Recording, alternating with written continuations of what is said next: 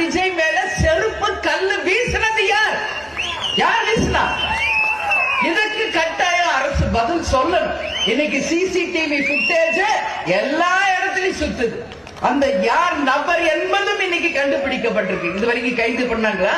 Vijay கைதாவாரா, Bussy Anand கைதாவாரா, Nirmal Kumar கைதாவாரா மட்டும் press people பெருசா பண்றீங்களே. அந்த செருப்பை வீசுறது யார்? அவரை கைது பண்ணுச்சு அரசு. அது ஏன் யாரும் போட மாட்டேங்கிறீங்க? ஏன் போட மாட்டேங்கிறீங்க? யார் போட்டது செருப்பு? யார் கல்லு எரிஞ்சா? யார் செஞ்சா? இப்போ கட்சியில உண்மை தொண்டன் செய்வானா? அந்த மாதிரி விஜய விரும்பி வந்து அந்த கூட்ட விஜய் மேலக்க போடுமா? அப்ப செய்தது யார்? லோக்கல் ரவுடிஸ் தான் இத பண்ணிருக்காங்க. இதுல மாற்று கருத்தே கிடையாது.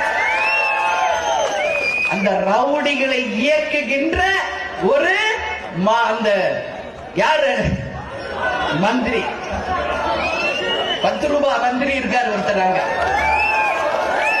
புரியுதா? நான் எப்ப போனாலும் விஜய் பாட்டா பாடிட்டு போயிட்டாரு, நான் வசனமா பேசிட்டு தான் வந்திருக்கேன் இது வரைக்கும்.